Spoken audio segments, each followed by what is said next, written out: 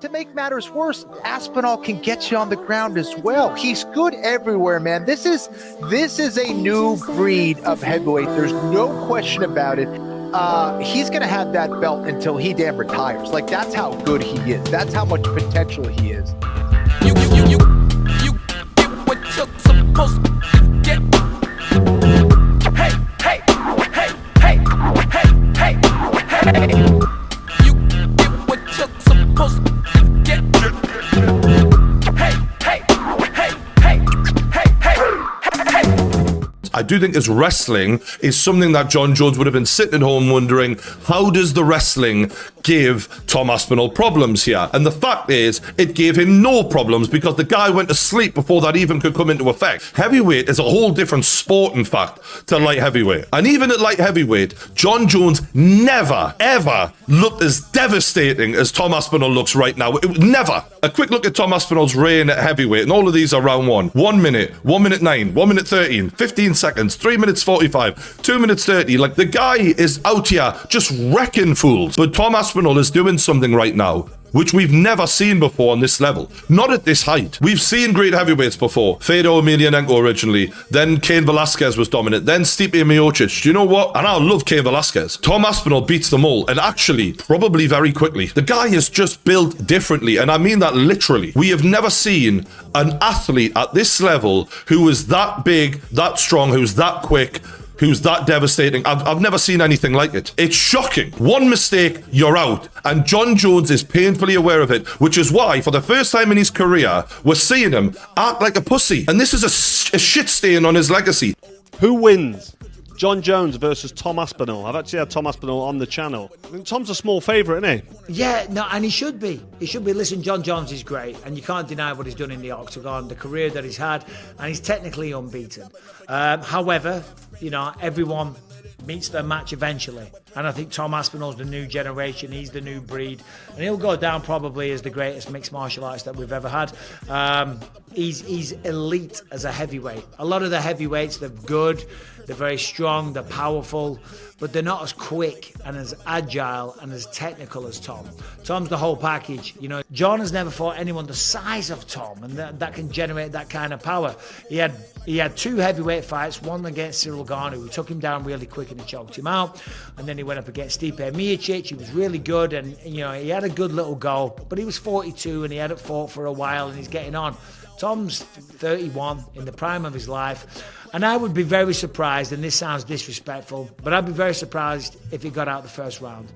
Tom Aspinall is the most dangerous man in human history when it comes to mano-a-mano, hand-to-hand combat. There has never been a person to walk this God's green earth that I would pick to beat Tom Aspinall in a fight. Let's get serious. The fighters of today are the best fighters that have ever walked the face of the earth. Tom Aspinall is not just the heavyweight champion, because I think a lot of us would agree that the most dangerous fighter on the planet is a heavyweight, okay? Sometimes the light heavyweight champion, a really strong light heavyweight, is just so much more skilled than the plotty plotsters in the heavyweight division that they could go up and take them down and dismantle them, right? Cyril Gane wasn't plotty, but he had a massive hole in his game, and Jon Jones exposed that, and that was a light heavyweight moving up to the heavyweight division. That could always happen. Tom Aspinall is extremely well-rounded, man. He not only has vicious knockout power, finishing the boogeyman in the UFC, Sergey Pavlovich, okay? He has ridiculous speed. We have never seen a heavyweight that is 265 pounds, okay? Let that sink in. A massive heavyweight.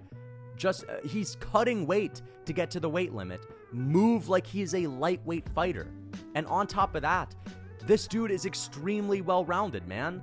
And he finishes people on the ground. It's not like Stipe Miocic taking Francis Ngannou down, riding him out for 5 rounds, land little pit-pat shots on Francis Ngannou. Tom Aspinall has been training jiu-jitsu for his entire life. His dad was the first black belt in the UK's history, for Christ's sake.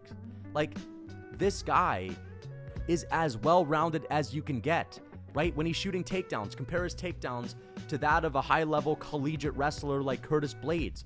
Aspinall's takedowns are way better than Curtis Blades. There's only a couple of guys that could possibly be in the same conversation, and it's not Stipe. It just isn't. I watched Stipe's entire title reign. I've seen Stipe's career. He was a guy that was flat-footed. He was a one-dimensional boxer. He didn't have anywhere near the level of speed as someone like Tom Aspinall. He had the grappling, but it was the simple takedown into a lay on top of someone for 5 minutes type of ground and pound. Now, I understand he TKO'd Alistair Overeem on the ground. I understand he dominated Francis Ngannou. But come on. We have never seen anyone finish people with the level of ease that Tom Aspinall has displayed in his fights. Just compare his win over Alexander Volkov to that of a high-level wrestler like Curtis Blades, who's known to be like a better grappler than Stipe Miocic. Curtis Blades took him 5 rounds, okay? Made it a boring fight. Tom Aspinall just blitzkrieged him on the ground. It's just different. I don't want to hear Cain Velasquez, the 220-pound Chris Dawkins build with a better chin and better cardio and better grappling. I don't want to hear it, dude. A guy like Cain Velasquez, one of the best heavyweights to ever do it, one of the most dangerous humans in human history, because let's be honest, like every single heavyweight champion that's fought in the UFC is like top 30 most dangerous fighters ever. Aspinall said going into the Curtis Blades fight, Kenny, that he had been realizing success essentially for years on one leg. And that was really a blessing to get that knee right. And look at the way he has come out the other side and taking out Marcin Tybura, and then even more violently here, Sergey Pavlovich. So we congratulate Tom Aspinall, the UFC's interim heavyweight champion. Unbelievable. And Kenny, real quick, Michael Bisping, as I said all week, was not putting Tom Aspinall over and suggesting he will go down as the greatest MMA heavyweight of all time because they're boys or because they're both from England. He's doing it because of what the film tells him. And the film makes me want to lean into a lot of those superlatives. So I'm just curious, I guess, how good this guy can be and how you would handicap a fight between him and Jon Jones. Gosh, listen, I think he's the only guy in that heavyweight division at the moment who can match the athleticism of someone like Jon Jones. He is a mountain of a man. He moves like a lightweight. I think he's got better submission skills on the ground than Jon Jones. I think wrestling might be an issue a little bit, right? Off his back, he might have some issues. But as far as his striking, his ability to put you out with one shot, he's got greater knockout ability, in my opinion, than Jon Jones at the moment.